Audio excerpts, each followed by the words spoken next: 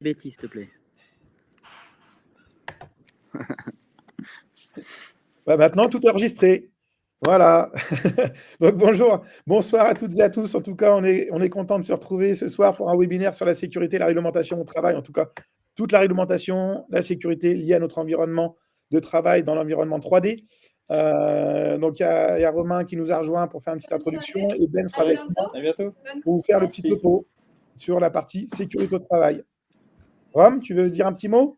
Ben ouais, je suis toujours ravi de vous retrouver. Je suis accompagné de Christophe ce soir, qui est mon binôme aujourd'hui de l'entreprise dans le cadre des Duo Days. Donc en fait, il est en transition vers un nouveau projet de start-up. Donc en fait, notre entreprise, c'est aussi accompagner les futures pépites du marché. Lui, il va travailler sur l'hydrogène vert, sur des choses un petit peu annexes à notre métier. Mais après, moi, je suis toujours ravi de vous retrouver. Sécurité, je vais laisser la parole à Nico et à Benoît parce que c'est un point essentiel de notre activité. Sécurité de quoi ? Sécurité de vous au travail, ça c'est sûr, notamment avec l'utilisation des produits biocides, mais aussi sécurité de vos clients, sécurité de vos lieux d'intervention et puis sécurité aussi pour l'environnement. Donc c'est un aspect réglementaire avec toute la partie assurantielle. Donc être sûr que votre structure et vous-même être bien assuré, être bien dans les règles de la réglementation et les règles des bonnes pratiques de notre métier, mais aussi dans l'utilisation des produits biocides. C'est important qu'on fasse notre métier dans les règles parce que tant que tout va bien, il n'y a pas de souci. Dès qu'on rentre dans des relations conflictuelles, contractuelles avec des clients, ça peut aussi être un point délicat pour le professionnel. Donc, on aime bien rappeler les règles de sécurité. Alors, Nico de manière plus globale, Benoît sur toute la partie intervention, notamment Guêpe Frelon, évolution sur les toits sans corde et compagnie. Donc, c'est toujours bien de se faire une petite piqûre de rappel sur ce sujet-là, quoi. Voilà, donc moi j'assiste comme vous, je serai là s'il y a des questions, mais je pense que Benoît et Nico ont effectivement toutes les réponses à vos questions, donc n'hésitez pas à poser des questions, on y répondra au long du webinaire, hein, pas de souci. Merci beaucoup Romain. Donc effectivement, ce soir, on va parler de la sécurité et de tout l'aspect réglementaire.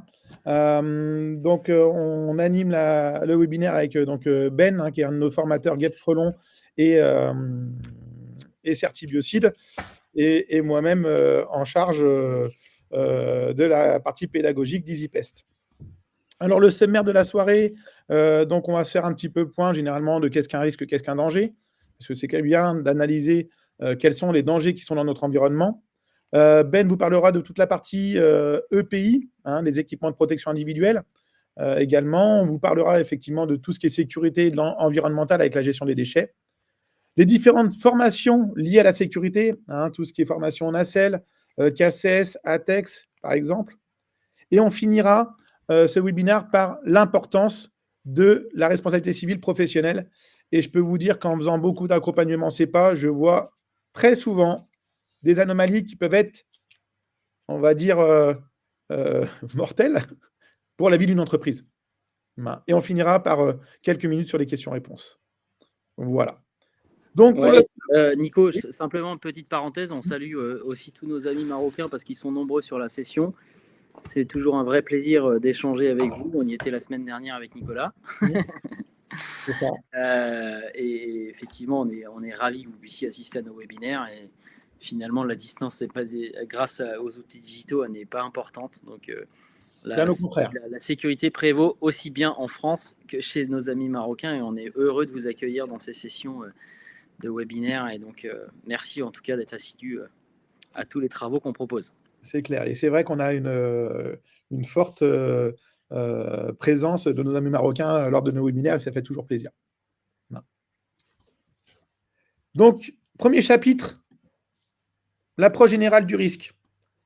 L'objectif de notre métier, c'est avant tout de protéger les personnes.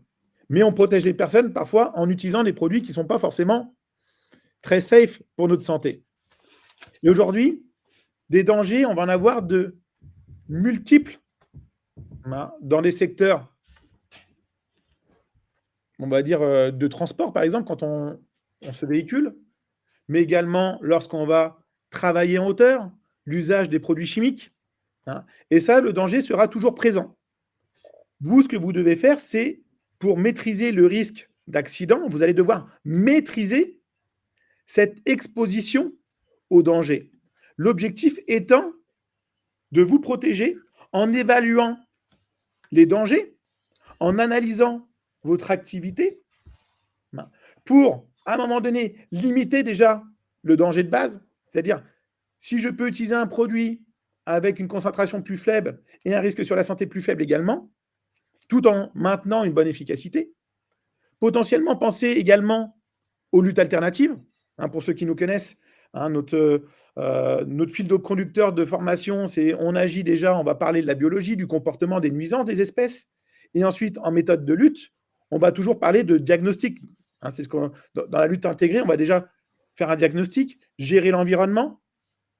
On va passer par des méthodes non chimiques, voire des méthodes mécaniques, du piégeage. Et ensuite, on va parler de tout ce qui est méthode physique, traitement par la chaleur, traitement par le froid. Et on finira toujours par des luttes chimie naturelle et la chimie de synthèse par la fin. Toutes nos formations sont dans ce schéma-là. Et nos formations sont typiquement dans cet objectif de maîtriser l'exposition à des dangers. Et dans un premier temps, ce danger doit être déjà à la base minimum. Et ça, c'est vraiment par rapport à un bon diagnostic que vous allez déjà limiter l'usage d'un produit dangereux. Et si vous utilisez un produit dangereux, ou en tout cas si vous avez une activité dangereuse, vous devez faire en sorte de limiter cette exposition au danger. Alors, quels sont les dangers qu'on va retrouver dans notre environnement? On va avoir les produits raticides, les insecticides, les désinfectants. Ça, les désinfectants, je peux vous dire qu'en ce moment, on entend beaucoup parler, parce qu'on est tous sur le pont aujourd'hui pour pouvoir répondre au certibucide désinfectant qui est obligatoire au 1er janvier 2025. Et je peux vous dire que là, on a un panel aujourd'hui, et pour nous, ça nous sort vraiment de notre zone de confort parce qu'on va avoir dans des formations des vétérinaires, des médecins, des dentistes, des infirmières d'EHPAD, des infirmières en CHU, des acheteurs, des pharmaciens, qui vont gérer l'usage des désinfectants dans leur environnement. Et ça, je peux vous dire que pour nous, ça nous a sorti de notre zone de confort parce que, on va avoir un public aussi très averti sur la gestion des micro-organismes. De façon générale, le danger qu'on va avoir très souvent dans notre environnement, c'est la gestion des produits chimiques. Mais finalement, le premier danger, c'est quoi? C'est votre véhicule. Moi, tous les accidents mortels que j'ai pu avoir dans notre environnement 3D, c'est essentiellement des accidents de voiture. Ensuite, on a aussi beaucoup d'accidents liés à la hauteur. Des chutes d'échelle, d'escabeaux, même de pire, où j'ai un stabilisateur qui n'a pas été mis correctement et clac, la pierre qui se déclenche et qui tombe. Les locaux électriques, les milieux confinés, les zones à texte, tout ça, ce sont des dangers que potentiellement vous côtoyez au quotidien lors de vos activités au quotidien. Donc cette notion de protection et de prévention, elle se fait essentiellement sur la diminution du risque principal en déjà limitant. Pourquoi accident de voiture? C'est-à-dire, aujourd'hui, je pense que tout le monde utilise sa voiture pour aller travailler. Et quand on a un accident de voiture, généralement, ce n'est pas forcément le genre d'accidents qui sont anodins. Donc oui, aujourd'hui, un des premiers dangers que vous avez dans votre environnement, c'est l'usage de la voiture. Et je n'ai pas encore fait de traitement. Donc vous, aujourd'hui, vous devez faire en sorte de limiter ces expositions au danger. Et si vous êtes dans une situation avec un contact avec un danger, vous devez faire en sorte de limiter ce danger en étant le mieux formé possible. À partir de là, vous allez maîtriser ce risque et du coup limiter à un moment donné les accidents, les intoxications, entre autres. Alors, pour pouvoir utiliser correctement certains produits chimiques, et là, Ben, je vais te laisser la main, on a quand même certains documents à aller chercher que Ben va vous expliquer. Bonjour à tous. Écoutez, moi déjà, je suis ravi également d'être avec vous pour cette soirée dédiée et ce petit webinaire dédié à la sécurité parce qu'effectivement, on se rend compte en discutant avec les différents professionnels que finalement, ce côté sécurité, parfois, est mis un petit peu de côté parce que on est tous pareils, on a notre quotidien, on a nos interventions, notre travail, notre charge de travail qui s'accumule. et des fois, on ne prend plus vraiment conscience des risques auxquels on est confronté. Et donc, Nico l'a bien rappelé, ces risques, ils sont de plusieurs ordres. Alors, il y a ceux qui paraissent évidents, comme par exemple la manipulation de biocides. Et puis, il y a d'autres qui sont plus sournois, qui sont par exemple le travail en hauteur, puisque ce n'est pas forcément quelque chose que vous allez faire quotidiennement. Mais lorsqu'une intervention va vous demander d'être en hauteur, eh bien là, c'est là que le risque est présent. Et la notion de travail en hauteur dans le droit du travail, il commence très rapidement, puisqu'à partir du moment où les pieds quittent le sol, en fait, on commence à rentrer dans une notion de travail en hauteur. Donc, en termes de sécurité de réglementation, ça vient très, très vite. Et je rappelle, l'employeur est tenu de former et de fournir les EPI. On va voir après un petit peu ce qu'il en retourne, mais en tout cas, de fournir les EPI adaptés à chaque risque face auquel un salarié peut être confronté. Donc ça, on va le voir également dans le document unique qui est à mettre en œuvre dans vos entreprises. Et puis, même si vous êtes seul dans votre entreprise, en tant que micro-entrepreneur ou d'autres statuts juridiques, vous serez même, parfois c'est même pire, parce qu'en fait, vous n'aurez personne pour vous faire le garde-fou face au danger. Et la seule personne qui sera là pour vous dire « écoute, là, je suis en train de me mettre en danger », ce sera vous-même. Mais pour pouvoir avoir cette réflexion-là, il faut avoir conscience et prendre conscience de cette mise en danger sur intervention. Et parfois, on a vite fait de se mettre dans une position dangereuse sans s'en rendre compte. Donc, effectivement, concernant les biocides, effectivement, vous allez avoir, ça on le voit donc au certibiocide nuisible, une première source d'information qui va être la plus simple et qui va être l'étiquette que l'on va voir et qu'on va trouver au dos de vos produits. D'accord ? Cette étiquette, elle va vous donner plein de sources d'informations concernant les dangers auxquels potentiellement vous allez être exposé en utilisant ce produit. Donc ça, c'est vraiment une source d'information qui est la plus facile à obtenir finalement, la plus immédiate. Encore faut-il ne pas changer d'emballage d'origine les biocides. D'accord ? Je vous rappelle que la réglementation, elle interdit de changer un biocide de son emballage d'origine. Parce qu'à partir de ce moment-là, forcément, l'étiquette ne sera plus valable, ne sera plus en corrélation avec le produit biocide que vous utilisez. Et du coup, les recommandations et les informations ne seront plus adaptées. Ça va ? Donc, effectivement, les étiquettes, donc on va voir un petit peu les différents pictogrammes qu'on va avoir dessus et qui sont des éléments qui vont vous permettre de vous donner des informations très rapidement sur les risques auxquels vous êtes confrontés lors de cette utilisation, que ce soit en forme poudreuse, en forme concentrée, ou autre de vos biocides. Concernant également l'autre source d'information qui est importante à consulter au préalable, c'est la FDS, la fameuse fiche de données de sécurité. D'accord ? Pareil, c'est un document que vous devez avoir à disposition, que ce soit sous forme papier ou numérique, lors de vos interventions et que vous devez fournir à vos clients lorsque vous utilisez un biocide chez eux. Nico le rappelait, l'utilisation d'un biocide, ce n'est pas la première action qu'on va vous demander sur intervention. Bien évidemment, on a tout un panel d'autres actions à mener, notamment lors du diagnostic, mais aussi tout ce qui est la lutte mécanique, la lutte alternative. Et puis, lorsque cette lutte alternative et mécanique échoue, ou n'est pas suffisante en tout cas, on va pouvoir passer à l'utilisation des biocides en respectant les préconisations qui sont indiquées dans les fiches de données et de sécurité, donc avec les 16 chapitres qui vont vous donner différentes informations, notamment sur les éléments de protection que vous allez devoir mettre en œuvre pour votre santé, les risques auxquels vous allez pouvoir être confronté avec des valeurs d'exposition. Vous allez aussi avoir des informations sur les recommandations sur le stockage, et notamment aussi sur l'élimination de ce produit lorsqu'il devient un déchet, lorsqu'on a terminé de l'application. Et également sur le transport, comment transporter ce produit, comment l'entreposer, etc. Donc vraiment, la fiche de données de sécurité, c'est une mine d'informations.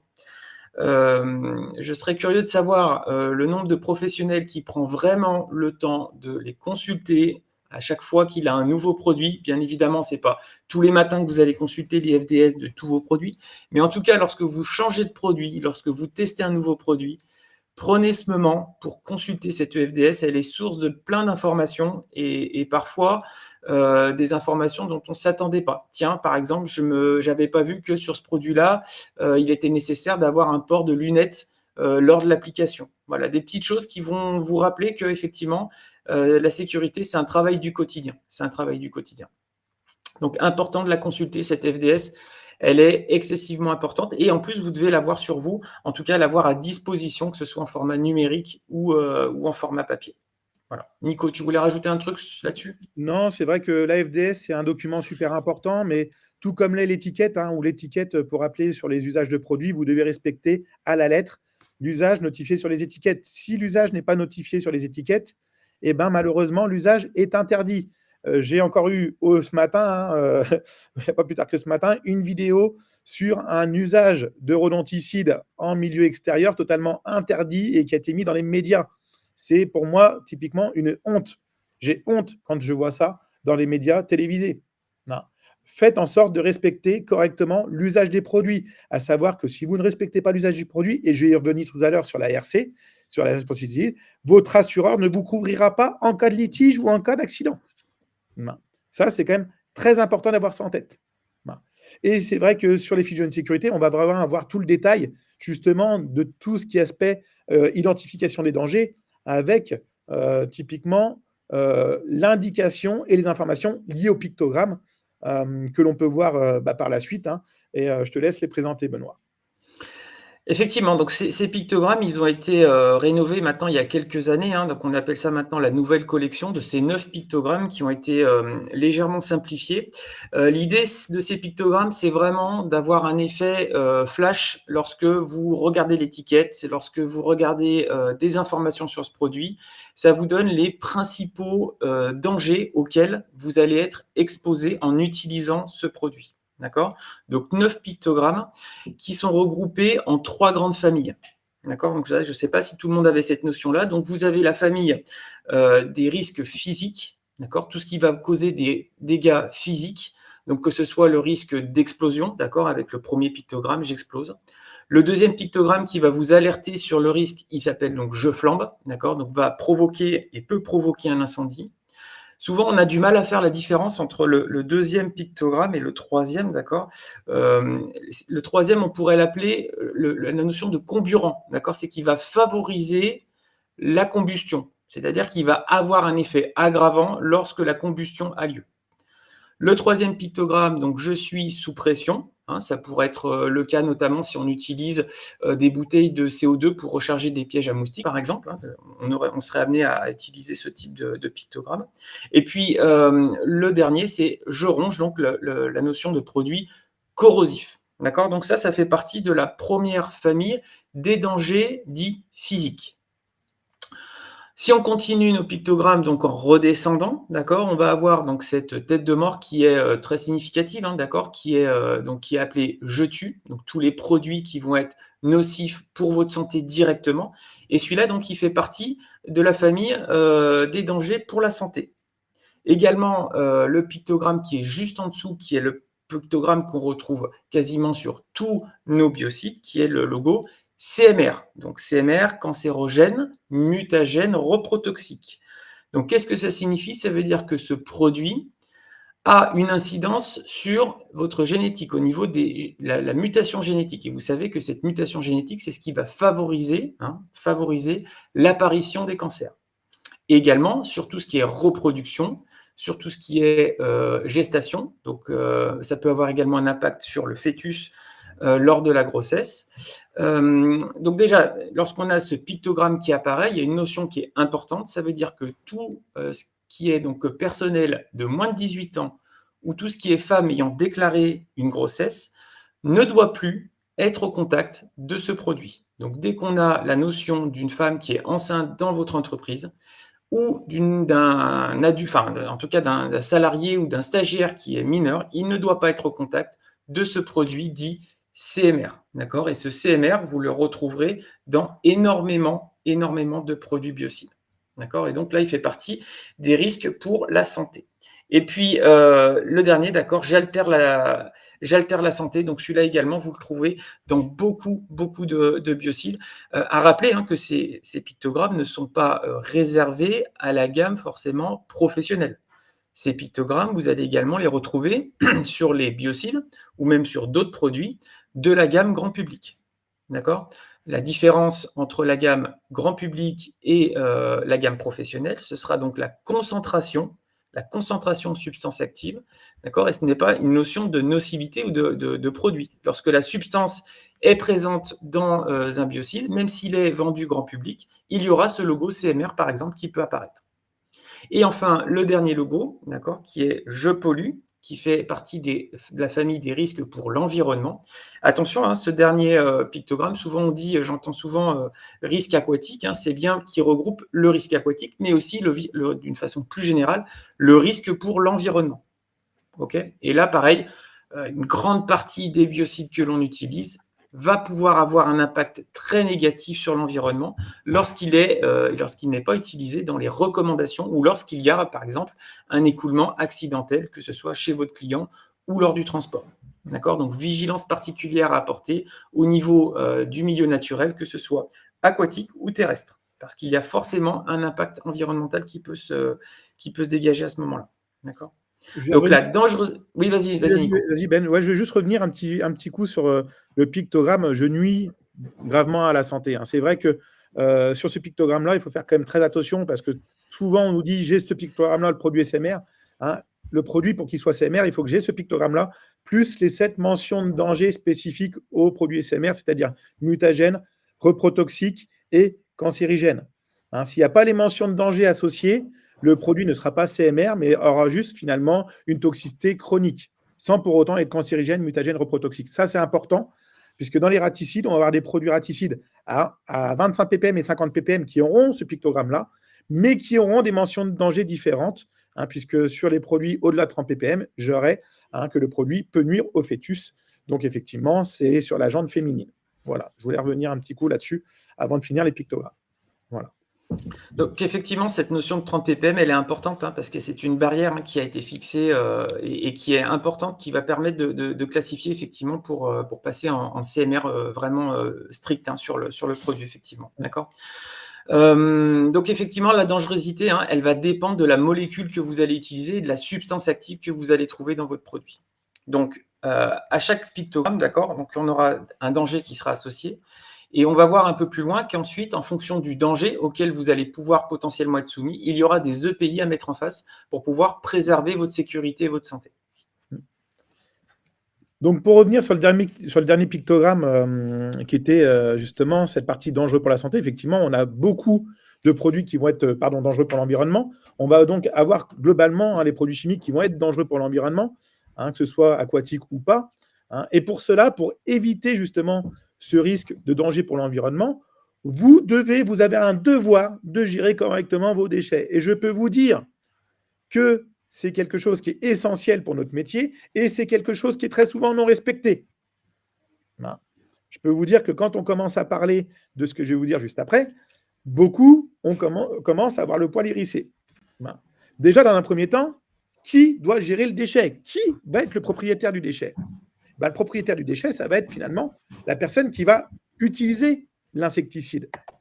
C'est-à-dire la personne qui va gérer son bidon, qui va faire le mélange et qui va avoir finalement le bidon vide dans ses mains, ou qui va acheter le produit qui va en devenir le propriétaire. Et cette personne-là, ou l'entreprise qui gère du coup l'usage du produit biocide, c'est cette entreprise-là qui devra gérer ce produit qui potentiellement devrait être dangereux ou potentiellement un déchet industriel souillé, par exemple. Et il faut savoir que cette personne ou cette entreprise devra faire en sorte de s'assurer à ce que l'organisme qui prend en charge ces déchets-là soit bien autorisé à le faire. Et je peux vous dire que tout le monde n'est pas autorisé à gérer des déchets dangereux. Petit rappel sur ce qu'il est totalement interdit de faire sur les déchets. Premier point, totalement interdit de les abandonner, de les brûler à l'air libre, de mélanger certains types de déchets entre les huiles, les piles, les pneus, les déchets industriels dangereux. On doit tous les séparer. Donc, même dans les déchets qui sont potentiellement dangereux, vous allez devoir les trier, avoir des bacs bien spécifiques. Je vous rappelle que vous n'avez pas le droit de les enfouir, que vous n'avez pas le droit de déverser, de déposer ou de laisser couler des produits dans la nature pour éviter les pollutions des sols. Et le même topo, vous n'avez pas le droit de déverser, de laisser couler ou de rejeter dans les égouts les produits liquides. Et je peux vous dire que quand on dit ça, typiquement, on n'a pas le droit de traiter les égouts avec un produit insecticide liquide, puisqu'on va déverser automatiquement avec un insecticide, un produit biocide, dans les égouts, qui ne sera pas traité par la station d'épuration d'ailleurs. Donc là, c'est quand même très important.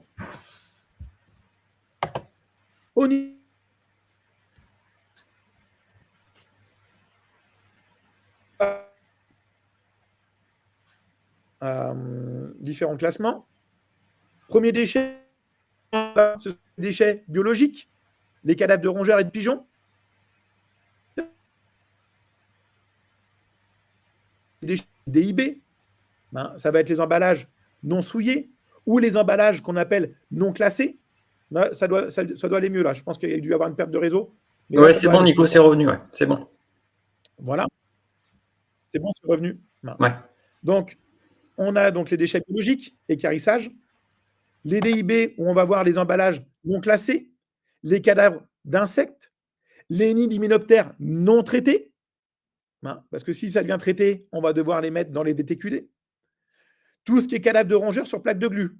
Pourquoi? Parce que l'équarrisseur, lui, ne veut pas du cadavre sur une plaque de glu. Donc ça, c'est ce qu'on appelle vulgairement les DIB. Ensuite, autre typologie de déchets, les D3E, les déchets d'équipements électriques et électroniques, les tubes UV, les batteries, les téléphones. Ce seront donc des D3E. Dans notre métier, quels vont être les déchets les plus importants? C'est les DTQD, les déchets toxiques à quantité dispersée, les tubes de gel vides, les bidons vides insecticides, les seaux de raticides vides, les lignes d'hyménoptères traitées, les EPI souillés. Les DTQD représentent le plus de déchets souillés dans notre environnement.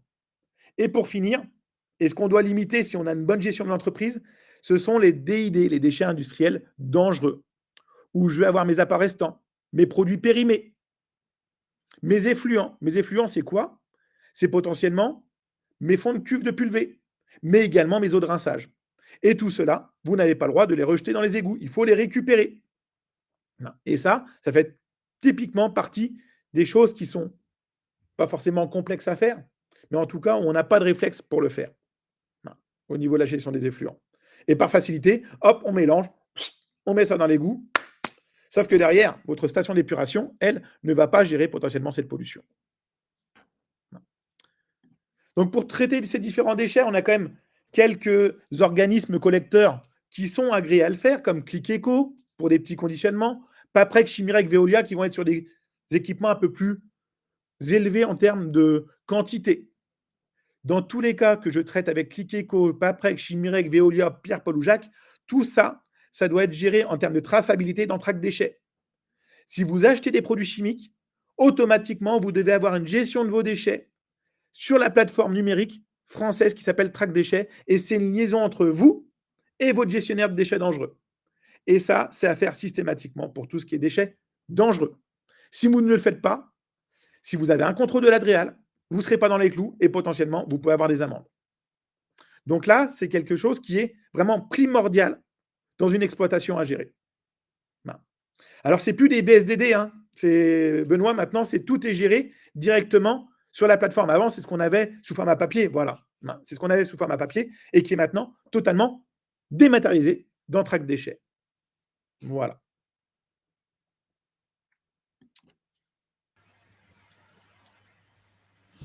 Alors, on va continuer donc sur la partie donc EPI proprement dit. On vous expliquait avant qu'il y avait un certain nombre de dangers auxquels on pouvait être exposé, notamment manipulant les biocides, mais pas que.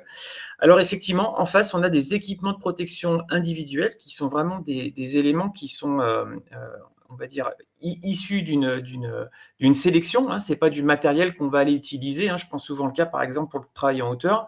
N'allez pas acheter du matériel, par exemple, d'escalade, qui n'aurait aucune validité dans le milieu du travail. Les EPI, ils doivent respecter un certain nombre de critères de validation qui ont été effectués en laboratoire pour pouvoir être classés, d'accord, EPI. La plupart de ces EPI auront également des tests annuels, ou tous les 2 ans, ou tous les 3 ans, ou tous les 5 ans, en fonction du type d'EPI que vous allez utiliser, qui va nécessiter de faire une vérification pour vérifier si votre EPI est toujours opérationnel et assure toujours une protection suffisante pour l'opérateur. D'accord ? Donc, les EPI sont à mettre à disposition par l'employeur pour les salariés.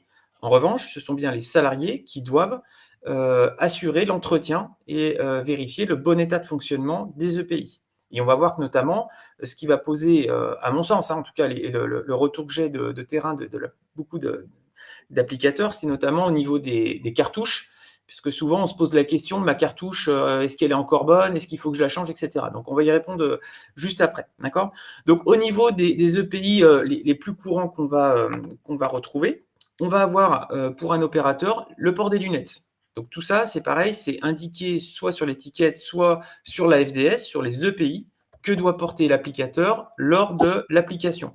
Alors, lors de l'application, ça s'entend également lors de la préparation, d'accord, s'il y a une dilution à faire, lors de la manutention du produit, hein, qu'on soit bien d'accord.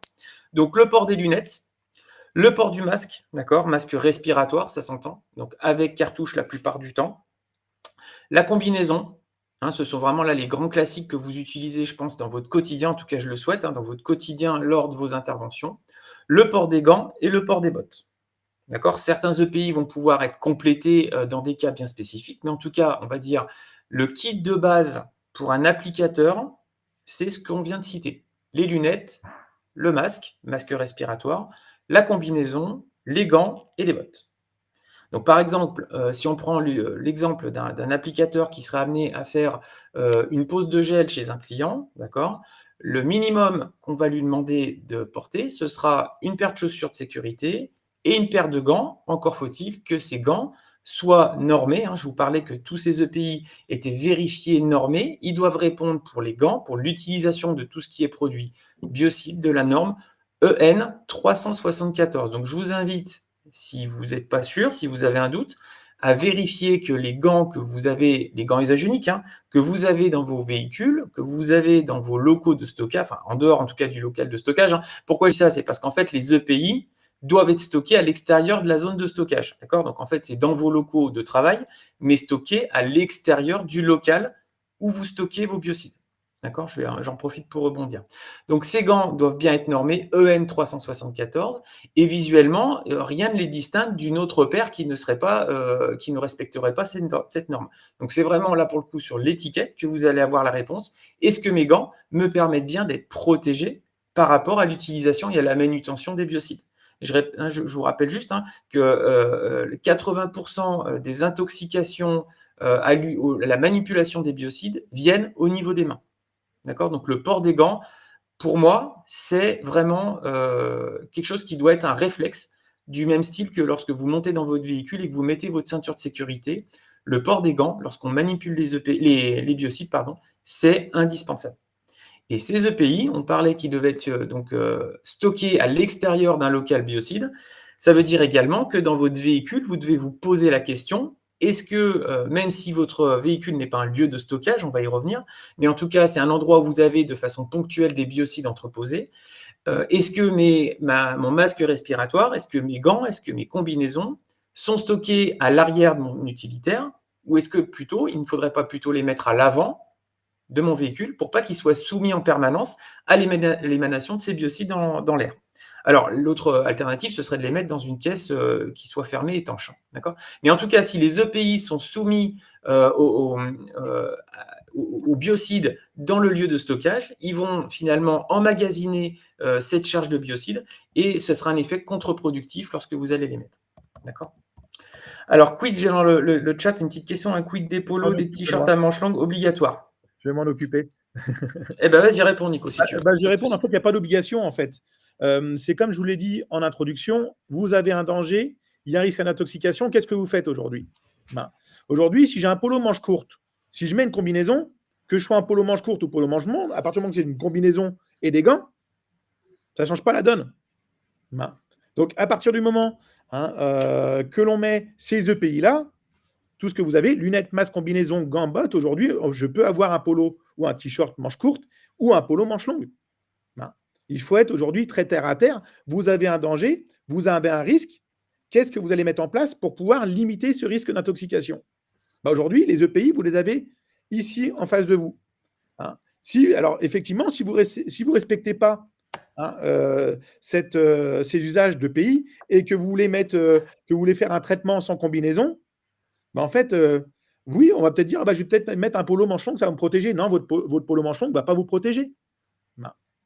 Donc, Ouais, en c'est fait, ce que j'allais dire, Nico. Effectivement, en fait, dans la question, ce qu'il faudrait aller plus loin, c'est qu'est-ce qu'il entend par polo ou t-shirt à manches longues? C'est-à-dire, dans sa tête, est-ce que le polo et le t-shirt à manches longues auraient comme objectif de protéger contre les biocides? Bah, si c'est ce cas, à ce moment-là, non. Le polo n'a jamais été un EPI qui te protégera contre les biocides, que ce soit en pulvérisation ou en poudre. Donc, ça serait une fausse bonne idée de se dire, je vais mettre un polo manche longue ou un t-shirt manche longue, parce que comme ça, je ne serai pas soumis aux biocides. Ce qui va se passer, c'est que, par exemple, si tu utilises un insecticide sous forme de poudre, la poudre va se déposer sur ton polo manche longue, le polo va se charger finalement en matière biocide et finalement va être au contact de ta peau tout au long de la journée, voire même quand tu vas manger, et ça aura peut-être un effet qui sera contre-productif, voire plus négatif que si tu étais avec un polo à manches courtes et que tu te laves régulièrement les mains. Je vous rappelle que théoriquement, vous devez vous laver les mains après chaque intervention, après chaque manipulation de biocide. Voilà. et pour revenir sur ce que Patrick et justement François nous dit sur le chat, l'utilisation de produits raticides. Bah, effectivement, pour l'usage de produits raticides, si vous utilisez des produits raticides en vrac, là, il peut y avoir de la poussière. Effectivement, j'essaierai de limiter l'application des raticides, en tout cas les poussières de raticides, sur la peau directement. Donc là, éventuellement, un polo manche longue pourrait protéger à minima. Mais c'est en tout cas, le polo n'est pas un EPI. Voilà. Donc, à vous, effectivement, d'ailleurs, en termes de raticides, bien choisir ces raticides en vrac pour éviter les raticides où il y a beaucoup de pulvérulents. Un raticide en vrac où il y a beaucoup de pulvérulents, posez-vous la bonne question de la bonne fabrication du raticide en vrac. Par contre, effectivement, pour tout ce qui est bloc ou pour tout ce qui est pâte, là, le risque qu'il y ait des pulvérulents qui arrivent sur la peau, elle est pas inexistante, mais elle est très minime. Voilà. Pour la petite question sur les polos manches courtes ou polos manches longues. Voilà, j'espère qu'on a répondu à la question. Donc, effectivement, comme on vous disait, ces EPI, donc, ils répondent à des normes et donc elles sont classées en EN. Donc, on a vu que les gants, la norme qui était retenue, c'était EN 374, d'accord? Donc, l'idée, c'est pas de retenir toutes ces normes par cœur, d'accord? C'est pas forcément l'objectif. En tout cas, l'objectif, c'est de se référer aux fiches de données de sécurité qui vous donneront les indications des EPI qui doivent être portés.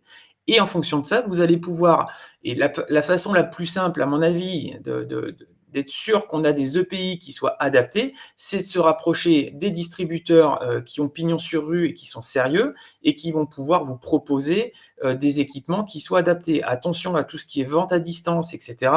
D'aller sur des sites forcément, des fois, parfois, qui sont étrangers. Alors oui, vous aurez des gants qui seront peut-être 2 ou 3 fois moins chers qu'une boîte de gants que vous allez trouver chez votre distributeur.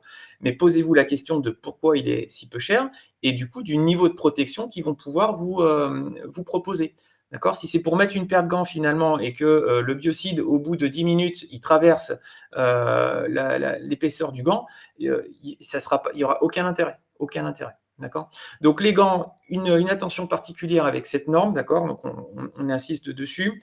Pour tout ce qui est bottes, c'est pareil, d'accord? Donc le plus souvent, c'est des bottes qui sont effectivement donc en PVC ou en nitrile, d'accord? En fonction du niveau qu'on a. Donc pour le coup, les bottes, elles sont pas à usage unique. La plupart, beaucoup de pays aujourd'hui sont à usage unique. Donc ça a comme intérêt quoi? Ça a comme intérêt dans un premier temps de ne pas avoir à faire du rinçage, parce qu'à partir du moment où on rince un EPI, on va générer des eaux de rinçage et on a vu plus haut, Nico vous l'a précisé, que ces eaux de rinçage, vous étiez normalement tenu de les récupérer. Lorsqu'on a des EPI à usage unique, l'avantage c'est que ça passe directement dans la filière des déchets sans avoir à récupérer des eaux de rinçage. En revanche, vous allez augmenter de ce fait la quantité de déchets que vous allez produire sur vos interventions. Au niveau des masques, donc masques à cartouches, d'accord, ça s'entend, enfin des masques et des cartouches, en tout cas, il faut apporter vraiment une vigilance particulière. Nous, ce qu'on vous recommande en termes de classification, parce que c'est un monde qui est relativement dense, le monde des cartouches, des filtres, etc., on a vite fait de s'y perdre. Nous, ce qu'on vous recommande, ce sont les cartouches filtrantes qui sont classées A2, B2, P3. Voilà, c'est la classification qui vous permettra de travailler en sécurité sur la plupart de vos interventions. D'accord? Attention, sur certaines utilisations, notamment en thermonébulisation, il faudra peut-être adapter la capacité de vos cartouches à la filtration en fonction effectivement du mode d'application que vous allez utiliser. D'accord? Donc ça, c'est super important. Ben, dans tous les cas, si vous avez un doute sur la normalisation, sur le type de pays que vous devez porter, vous vous référez au chapitre 8 de la FDS. Tout est notifié avec les normes. Vous avez tout notifié parce que Patrick me dit est-ce que la cartouche A2, P3R sont OK? En fait, il faut regarder sur la fiche de sécurité si ça correspond. Mais quand on a effectivement A2, P2, P3, là, on a un spectre d'action très, très large qui va correspondre à 98% potentiellement des luttes insecticides que vous allez avoir au quotidien. Il y a juste le gaz, le pH3 où ça ne rentre pas en compte. Voilà, tout simplement. Donc, référez-vous au chapitre 8 de la fiche de sécurité. Donc ça, c'est quand même top, parce que vous avez un moyen rapide et simple finalement de savoir si le pays que vous avez enfilé correspond au niveau de protection requis pour l'utilisation de ce produit. Donc c'est vraiment un moyen le plus simple d'être sûr. Au niveau des combinaisons, donc ce sera des combinaisons de 3e catégorie, d'accord, de type de 3, 4, 5 et 6 pour pouvoir permettre une bonne étanchéité, notamment lors des pulvérisations, de pouvoir assurer une bonne étanchéité sur ce type d'intervention. D'accord, donc vraiment les combinaisons aussi, n'achetez pas les combinaisons papier, j'en vois certains là, c'est une catastrophe. Les combinaisons de peintre, ça a la même couleur, mais en tout cas ça n'a aucun niveau de protection et ça ne garantira à aucun moment votre santé sur l'utilisation de ça. Donc les EPI, comment dire, pour moi, en fait, la santé, c'est tellement important, en fait, que le terme financier, forcément, il doit rentrer en ligne de compte, mais on dit souvent, la santé n'a pas de prix, elle a un coût, mais en fait, c'est vrai, quoi. C'est vrai, finalement. Et attention, c'est pareil, l'utilisation des EPI, j'en profite parce que choisissez bien vos EPI. On sait très bien qu'un EPI qui est trop contraignant sur la pose, parce que mal adapté, il va faire, en fait, que l'opérateur, au bout d'un moment, il va le délaisser.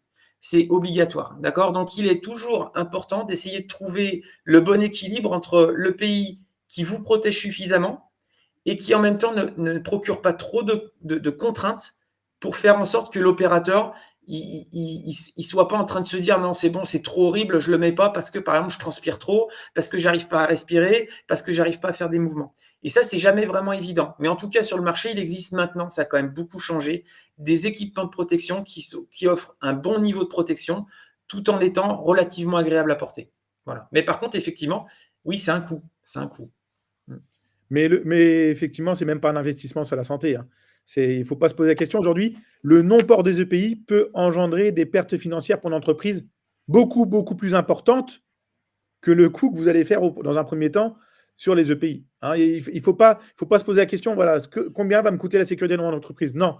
Combien peut vous coûter la non-sécurité de mon entreprise? Et là, ça monte en flèche. Et ça, c'est vraiment ça qu'il faut avoir en tête. C'est vraiment ça. Et puis, gardez bien à l'esprit que dans l'intoxication, la toxicité du produit, il y aura l'intoxication qui est aiguë, dont on se rend compte immédiatement et on se dit ah bah zut, là j'ai fait une connerie, j'aurais dû mettre peut-être mon masque ou j'aurais dû mettre mes lunettes. Et puis vous avez l'intoxication qui est chronique, qui est beaucoup plus vicieuse finalement, parce que vous n'allez pas vous en rendre compte et vous allez payer les pots cassés, si j'ose dire, plusieurs années après. Et là, vous allez avoir des regrets, quoi. Et ce sera trop dommage. Et donc, nous aussi, on est là pour tirer la sonnette d'alarme en disant on ne voudrait pas que dans 20, 30 ou 40 ans, on ait des applicateurs qui se disent j'étais pas au courant, je ne savais pas, j'ai manipulé des produits sans me protéger et personne ne me l'a dit. Voilà, c'est aussi ça le message qu'on voudrait faire passer ce soir. C'est clair. Merci beaucoup, Ben. Merci beaucoup. On va passer maintenant à la partie transport de produits chimiques. Où très souvent, on est un peu sur deux. Est-ce qu'on fait du transport? Est-ce qu'on fait du stockage? Ça, c'est vrai qu'on n'est pas forcément au clair là-dessus. En tout cas, ce qu'il faut savoir, c'est que oui, on n'est pas. En tout cas, votre véhicule, ce n'est pas une zone de stockage. Alors, même si on reprend les grandes lignes du stockage, on demande à ce que le véhicule soit ventilé, à ce que les produits soient mis dans des bacs de rétention, faire attention au delta de température. Ça, c'est quelque chose qui est primordial. En tout cas, votre véhicule, il sert à transporter potentiellement les produits du distributeur à votre stock, du stock à votre client et du client à votre stock.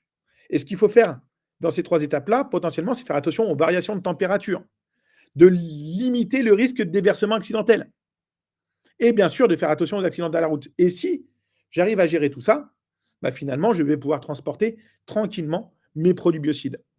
Alors, ce qu'il faut savoir, c'est qu'au niveau du transport, on est régi par 2 réglementations. La réglementation ADR, qui est l'accord de marchandises dangereuses sur la route, qui est une réglementation européenne, qui vous dit que si votre numéro ONU de la fiche de sécurité au chapitre 14 correspond à 3082 ou 3077, il n'y a pas donc, de notion de transport ADR. Donc là, on est plutôt tranquille. Que si ce n'est pas le cas, on va être transposé à la réglementation de transport de matières dangereuses, qui est une réglementation française. Et cette réglementation française-là, elle va potentiellement vous donner des dispenses partielles pour les agriculteurs et sur des quantités inférieures à 1 tonne.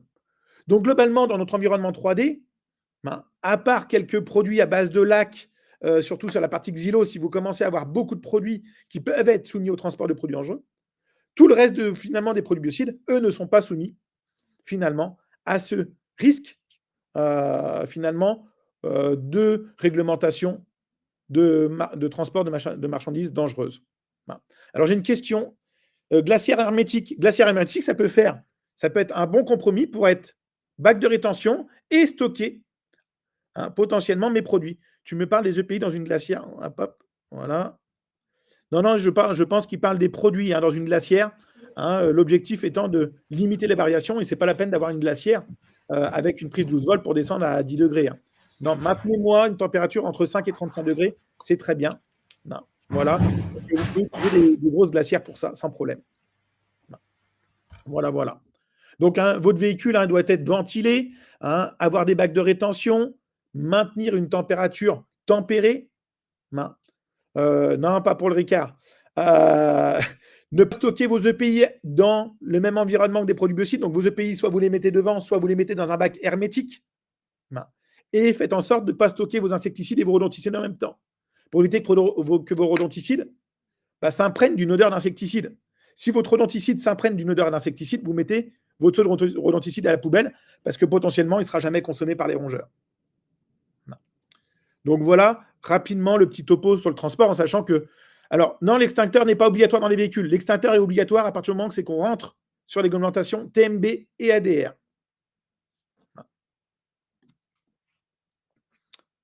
Au niveau du document unique d'évaluation des risques, il est obligatoire dans chaque entreprise et il est relatif à la sécurité des employés sur leur lieu de travail.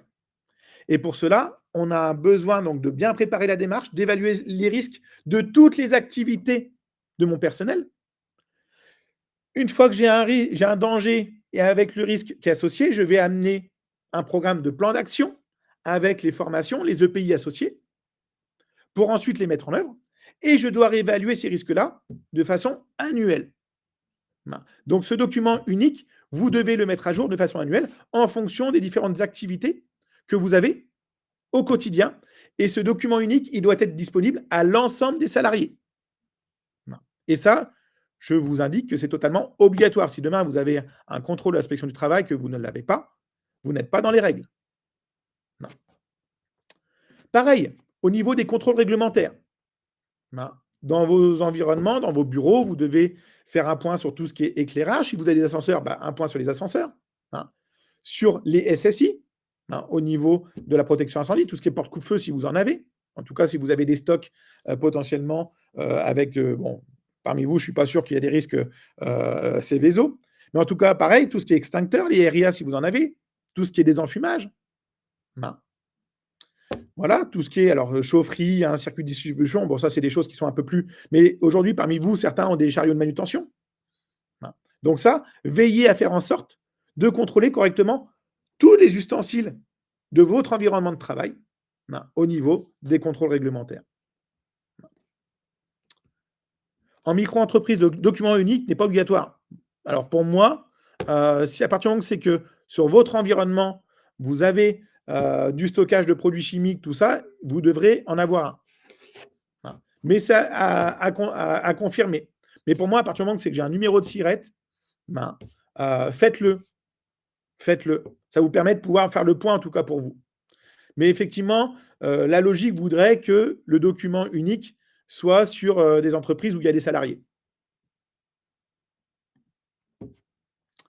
Au niveau des formations électriques, parce que beaucoup d'entre vous naviguent dans un environnement électrique, et ce qu'il faut savoir, c'est qu'il va y avoir beaucoup de formations, et généralement, celle qui va être la plus concernée, c'est les formations non électriques, c'est les H0, B0, ça me permet de pouvoir rentrer dans un local électrique, mais je ne touche à rien. Et je suis accompagné. Ensuite, on va avoir des formations un peu plus capées, hein, avec des exécutants électriciens qui vont potentiellement faire des mètres sous tension, des armoires. Voilà. En tout cas, pour vous, dans votre quotidien, pour moi, c'est cette formation H0, B0 qui est le minimum pour vous. Voilà. Après, le reste, ça va aller sur des formations qui sont typiquement pour des électriciens, qui ne nous concernent pas plus que ça au niveau de l'environnement 3D. Si vous naviguez dans un environnement ATEX, il y a des sensibilisations à avoir ou des formations spécifiques à avoir en fonction des zones ATEX. La zone ATEX 0, c'est des zones à atmosphère explosive, par des opérations non électriques ou mécaniques. Ensuite, on va avoir l'ATEX 1, zone potentiellement où je vais faire de la maintenance. ATEX 2, généralement, on a pas mal de DUV dans les zones ATEX 2. Voilà. Alors, pour l'entretien des DUV, le changement des tubes, je crois qu'elle ne suffit pas. Alors, pourquoi François, elle ne suffit pas? Parce que si vous faites l'entretien avec l'appareil allumé, normalement, on n'est pas censé le faire. À partir du moment que vous débranchez votre appareil, vous n'êtes plus, en tout cas, vous faites débrancher les appareils, vous n'êtes plus sous un appareil sous alimentation. Donc, vous pouvez faire l'entretien normalement. Mais si je veux rentrer dans la rigueur de la réglementation, vous n'avez pas à débrancher les appareils. Limite, il faut que ce soit votre client qui le fasse. Mais maintenant, il y a plein de systèmes de contacteurs qui permettent de mettre à l'appareil hors tension tout de suite. Donc, si vous travaillez dans des zones ATEX, par exemple dans des sucreries, les moulins, on va vous demander également d'avoir des formations, des sensibilisations ATEX. Tout à fait, il faut le faire débrancher. Je suis d'accord avec toi, François. Voilà. Ensuite, tout ce qui est formation CACES, pour moi, c'est primordial que vous ayez dans votre entreprise des personnes qui sont formées CACES. Alors, ce n'est pas parce qu'une personne, un de vos salariés est formé CACES qu'il a automatiquement le droit de conduire une nacelle. Il faut automatiquement une habilitation de l'employeur qui vous autorise finalement à pratiquer ou à conduire une nacelle en plus de la formation CACES. C'est-à-dire que la formation CACES en elle-même ne vous autorise pas à conduire une nacelle. Il faut en plus l'habilitation de l'employeur.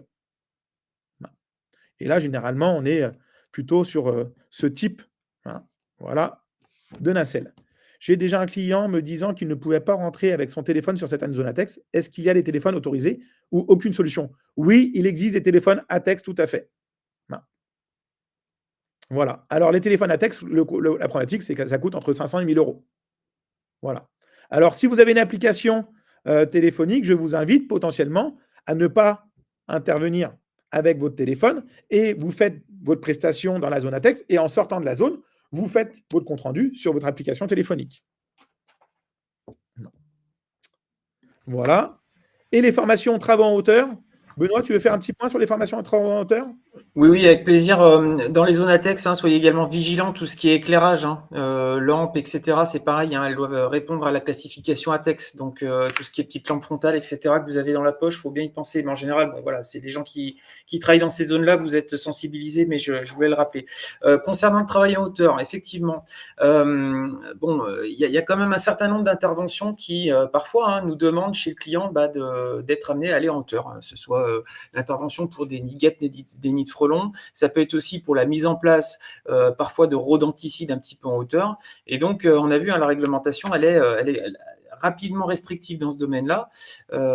Donc, vos agents doivent être formés, ça c'est une obligation. Donc, on va dire c'est pour respecter la partie légale. Mais si on va un petit peu plus loin, c'est chaque année des accidents. Moi, j'en ai vécu deux, des collègues qui sont tombés notamment dans des interventions de nids de frelons. Le premier, il s'était amarré sur une cheminée. La cheminée n'était pas suffisamment stable, il est parti avec, il est décédé. Et le deuxième, il a fait un malaise à cause de la chaleur sur le toit. Et malheureusement, il ne se sentait pas bien, il a voulu redescendre. Et en fait, à ce moment-là, il a perdu connaissance, il est tombé de l'échelle. Donc, c'est du concret. Vos agents, il faut vraiment qu'ils soient formés. C'est indispensable, notamment sur l'utilisation des harnais, des cordes, hein. C'est pas forcément du matériel. Parfois, on se fait toute une montagne, hein, sur ce travail en hauteur en se disant: «Voilà, ça va me coûter cher, ça va être très compliqué». Aujourd'hui, le matériel a beaucoup évolué, c'est beaucoup plus simple. C'est du matériel qui est devenu vraiment très abordable et c'est vraiment un gage de sécurité et ça vous permet, hein, qu'on fasse bien la différence. C'est pas du harnais en suspension où vous allez être, cordiste, hein. L'idée, c'est vraiment simplement d'avoir du matériel qui vous empêche de tomber. Donc, vous travaillez sur une corde qui est constamment tendue, d'accord? Et ça, c'est un gage de sécurité et donc ça vous empêche de passer dans le vide. Et ça, c'est voilà, c'est une formation qui est pas très longue, hein, 1 à 2 jours peuvent suffire en fonction du niveau d'exigence que vous allez avoir et c'est vraiment un gage de sécurité pour vos agents, d'accord? Donc à partir du moment où ils sont amenés à faire ce type d'intervention, la formation est obligatoire et indispensable. Merci beaucoup, Ben. Allez, dernier pavé, la responsabilité civile. Typiquement, aujourd'hui, j'ai fait une quarantaine d'accompagnements CEPA. Sur la quarantaine d'accompagnements CEPA, j'ai 20% des entreprises où j'ai trouvé une coquille sur la responsabilité civile professionnelle. Hein. Donc, assurez-vous, et ça c'est le petit point que je voulais vous donner aujourd'hui, hein, assurez-vous que toutes les prestations que vous réalisez au quotidien, vous ayez bien toutes les actions notifiées ligne par ligne sur votre contrat de responsabilité civile. Parce que derrière, si une action n'est pas notifiée dans votre contrat de responsabilité civile et que vous la faites et qu'il y arrive un accident, un litige ou une intoxication, vous ne serez pas couvert. Donc ça, c'est vraiment, en fait, c'était plutôt en mode attention, faites très attention à votre contrat de responsabilité civile. Il y a les montants, effectivement, qui vont parfois vous être demandés sur des appels d'offres suffisamment élevés pour garantir, on va dire, votre prestation en cas de litige. Et moi, le plus gros litige que j'ai pu avoir à gérer coûtait 1,8 million à mon ancien employeur. Pour un traitement à 150 €. Pour vous dire qu'aujourd'hui, le risque d'une prestation mal faite peut engendrer des grosses pertes financières. Si vous avez un assureur qui a bien fait le taf et qui vous a bien listé l'ensemble des prestations, il n'y a pas de souci, il va vous couvrir. Par contre, si dans votre RC, vous n'avez pas tout listé et que tout n'est pas notifié dans votre RC, et qu'à un moment donné, vous avez un litige, votre assureur ne va pas vous couvrir. Et c'est là que vous allez vous retrouver en danger, votre entreprise et vous personnellement également. Donc, faites en sorte de bien regarder sur votre RC quelles sont l'ensemble des activités. Alors, pour les frelons asiatiques, aucune assurance. Mais en fait, on ne vous assure pas sur le frelon asiatique. On va vous s'assurer sur des prestations de services. Donc, aujourd'hui, à un moment donné, on va vous assurer sur la désinsectisation. Si vous êtes assuré sur la désinsectisation, ça couvre la désinsectisation du frelon asiatique. Automatiquement.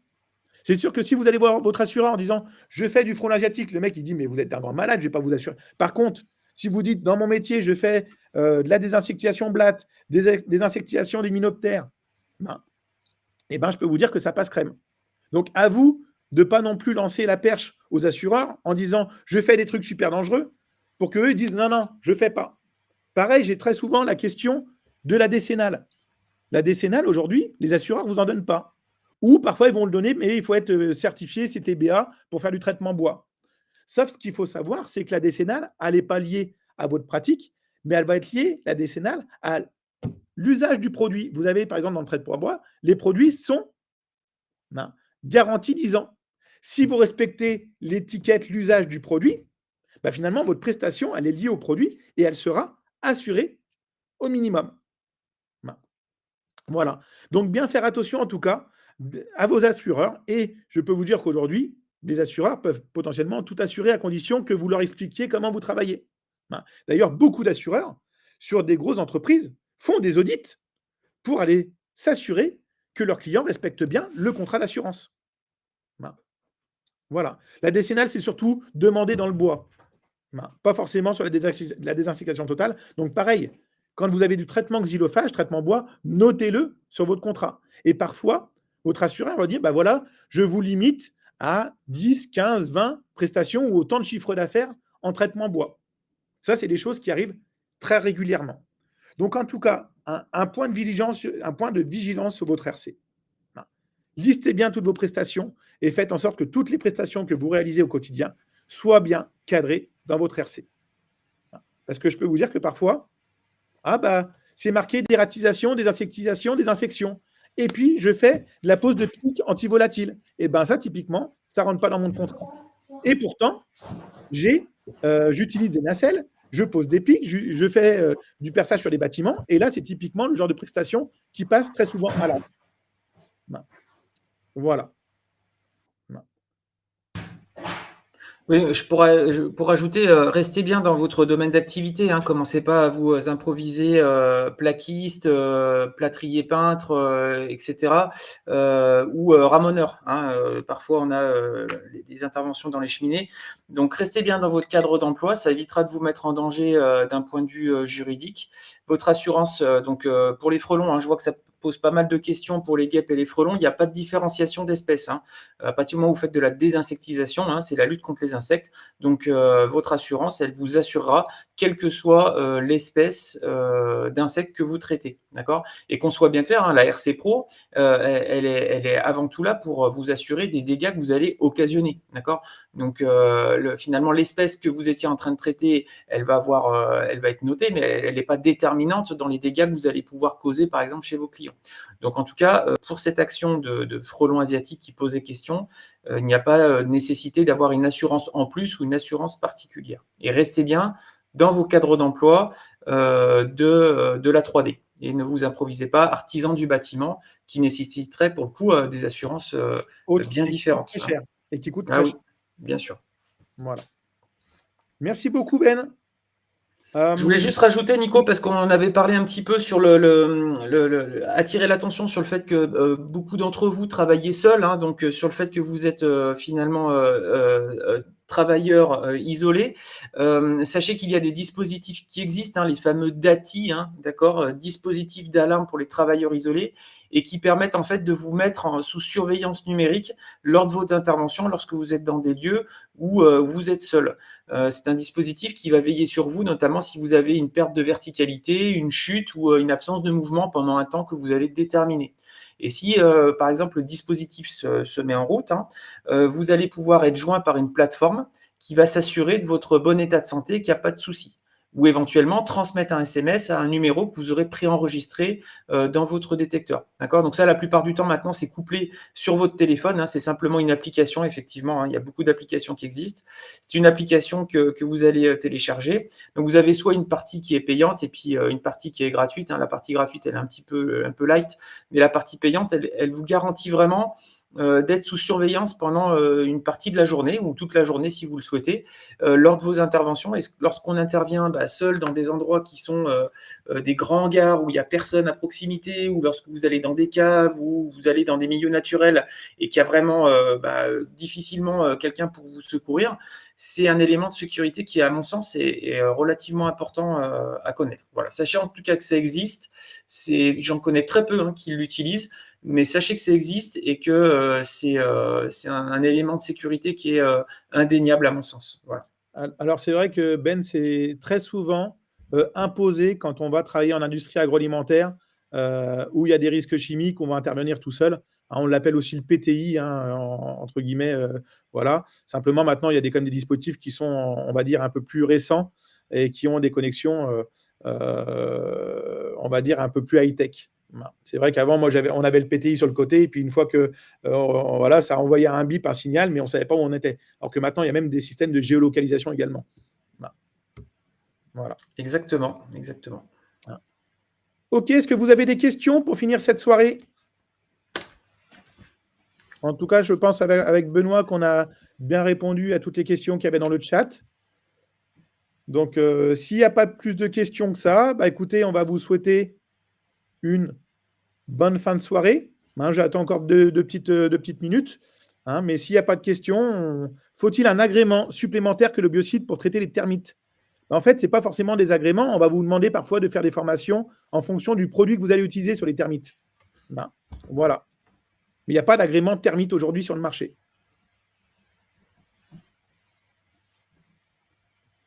Comment gérer de grosses quantités de cocons de chenilles processionnaires ?